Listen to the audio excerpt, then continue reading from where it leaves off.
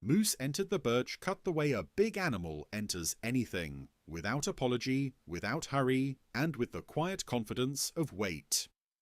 The birch cut lay 2 miles beyond the last mailbox, where the paved road gave up and turned to gravel, and the gravel turned to rutted dirt that only locals used on purpose. 20 years ago the slope had been dark with spruce. Then a logging crew came through and opened it up, leaving a patchwork of stumps and slash that baked in summer and held snow deep in winter. Birch took to the light fast. Now the cut was a pale shimmer of trunks and leaves, thin white stems packed tight, their crowns trembling like coins when wind moved through. To people, it looked like regrowth. To a moose, it looked like lunch. Caleb Harlow parked his pickup at the edge of the cut just after sunrise, the truck tires crunching in frozen gravel. The air smelled sharp, sap, cold dirt, and the faint metallic bite of early frost. He killed the engine and sat for a moment, listening to the silence settle. No highway noise out here, no neighbours' dogs, no phone pings. Just the distant tick of cooling metal and a chickadee calling somewhere deeper in the birch. He wasn't here to log, not really. He was here to cut a few downed birch stems for firewood before the next snow, because his old wood stove ate fuel like it was offended by anything less than a full belly. He had a permit, a reflective vest, and a saw he trusted, or thought he did. Caleb stepped out, pulled on gloves, and walked to the bed of the truck. The chainsaw sat in its case like a sleeping animal. He lifted it out, set it on the tailgate, and went through the motions he could do half awake. Check chain tension, check bar oil, check fuel. He'd filled the can last night. He remembered the smell of gas on his hands when he washed them. It should have been fine. He primed it, set the choke, braced his boot through the rear handle, and yanked the starter cord. The saw coughed once. Not a start, more like a reluctant throat clearing. Caleb pulled again. The cord snapped back. The engine gave nothing. He frowned, adjusted the choke, pulled again. Nothing. A third pull. Fourth. Fifth. The saw stayed dead, as if it had decided this morning was not a work day. Caleb exhaled through his nose, irritation rising. He had planned his day tight. Cut wood, load, back home before the kids woke up too much, pretend it was just another Saturday, and not him trying to keep a house warm with his own labour. He set the saw down and checked the switch. On. Checked fuel cap. Tight. He pressed the primer bulb. It felt stiff, like cold had thickened everything. "Come on," he muttered. He pulled again. The saw sputtered, caught for half a second, then died. A little puff of exhaust drifted off and vanished in the cold air like a short-lived hope. Caleb stared at it, jaw working. A stubborn saw was a normal frustration. He'd fought with tools before, tools had moods. But out here, alone in a cut where trees grew close and sightlines were short, a tool failing wasn't just annoying, it changed the safety math. He turned his head and scanned the birch. The cut was bright now as the sun climbed. Light filtered through thin trunks and painted a dapple pattern on the ground. It looked friendly, but Caleb had lived in Maine long enough to know bright didn't mean harmless. Big animals liked cuts because the young growth was tender and abundant. Deer, bears, moose, especially moose. He had seen moose in winter on the ploughed shoulders, dark hulks against snowbanks, eyes reflecting headlights. He had also seen what a moose could do to a car, and he didn't like thinking about what one could do to a man on foot. He heard a sound then, not loud, but heavy and specific. The wet snap of a birch twig being stripped, followed by a slow grinding crunch. Caleb froze, one hand still on the saw's top handle. The sound came again, deeper in the cut. Not the light chatter of squirrels, not the flutter of birds. The sound of something large feeding with its whole mouth. Caleb's stomach tightened. He lifted his chin and listened, trying to locate direction. The noise came from downhill, where the cut rolled into a shallow swale filled with thicker saplings. He took a step to the side and looked between trunks. At first, he saw nothing. The birch stems made a visual fence. Then a pale shape moved behind them, white-grey, not bright enough to be snow, too large to be a deer, a shoulder. Then the long dark line of a leg. Then, slowly, the animal stepped into a gap between saplings and became unmistakable. A bull moose. It was bigger than Caleb's brain wanted it to be. Even without full antlers, still early season, with palms not at their broadest, it carried a rack that made the air around its head look crowded. Its body was a deep dark brown, almost black in shadow, with lighter grey on the muzzle. Its ears rotated like dishes, picking up sound from every angle. Its jaw worked steadily, chewing birch twigs like they were nothing.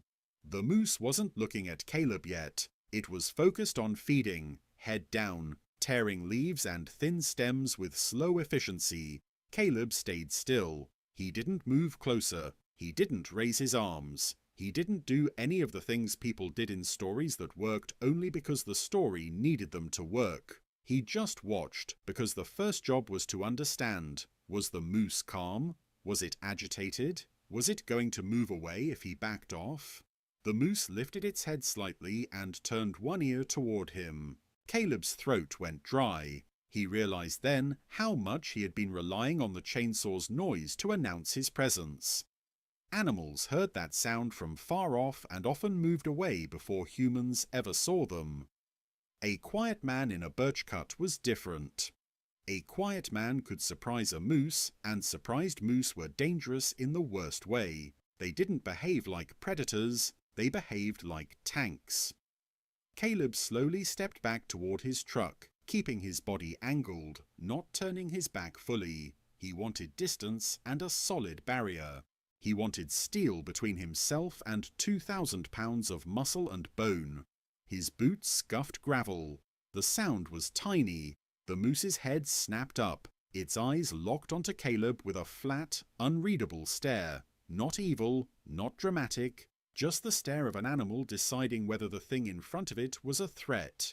Caleb stopped moving. He held his breath without meaning to. The moose took one step forward, hooves sinking slightly into soft ground. It didn't trot. It didn't charge. It just closed the distance as if it owned the space and wanted Caleb to remember it.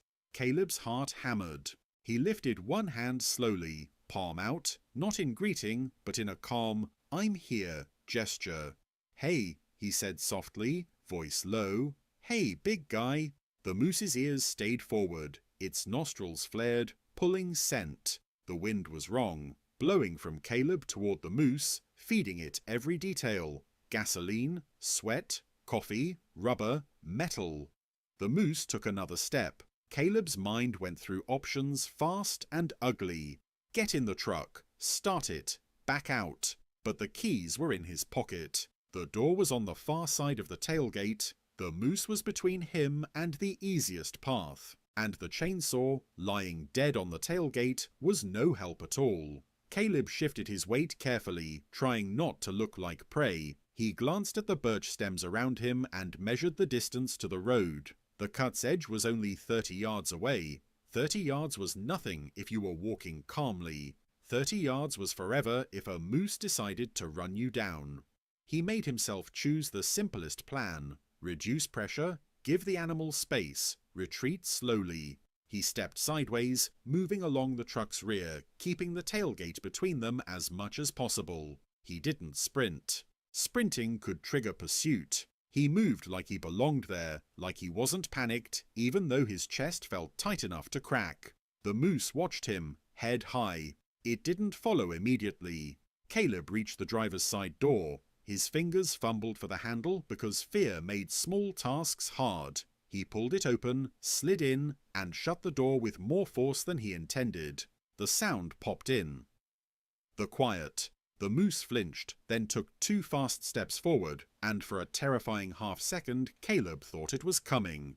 Instead, it stopped near the tailgate and lowered its head toward the truck bed, sniffing. The smell of fuel and oil interested it. Moose were curious the way big animals could afford to be curious. Caleb shoved the key into the ignition and turned. The truck clicked. Then nothing. For an instant his brain refused to accept it. The truck always started. It might grumble in winter, but it started. It was the one reliable thing. He turned the key again. Click.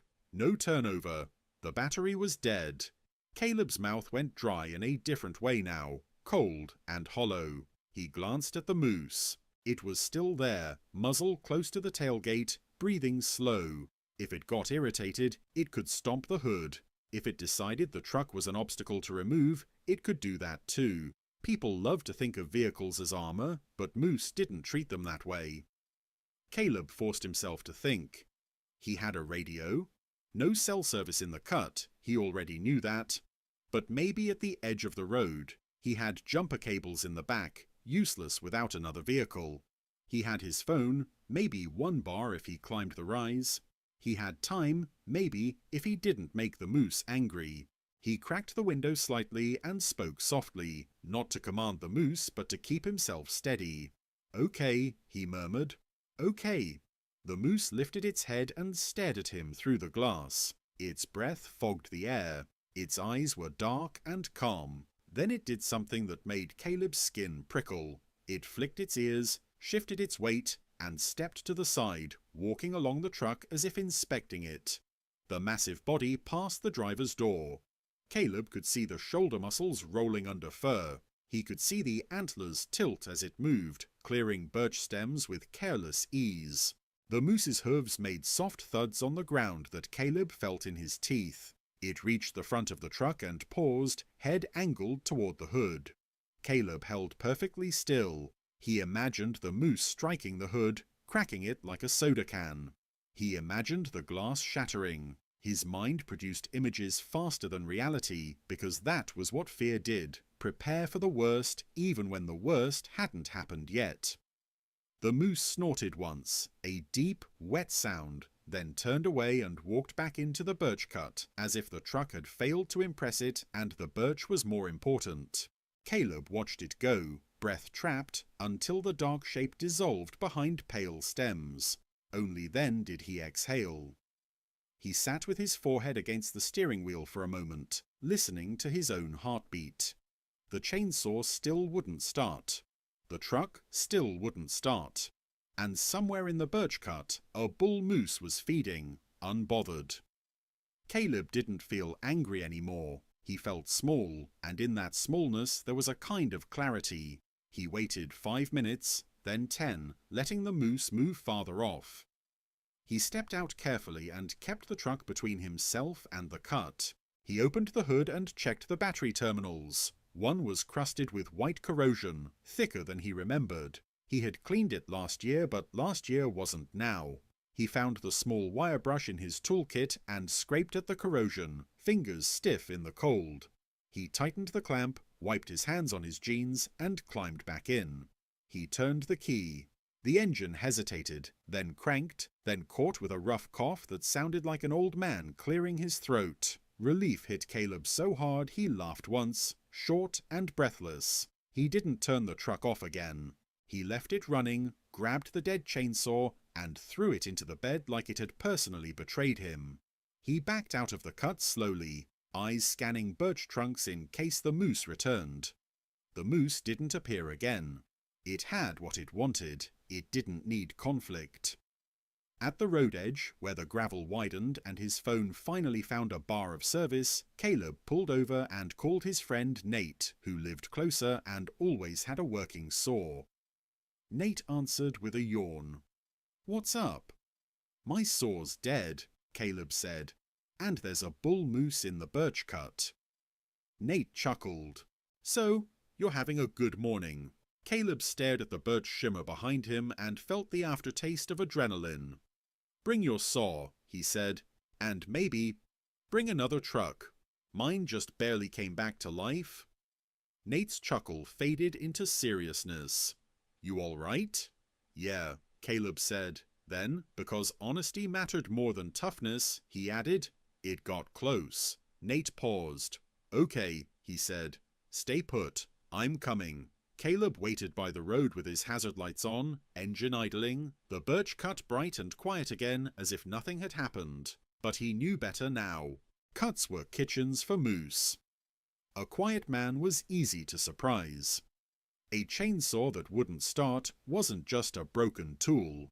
It was a missing barrier between human plans and wild decisions.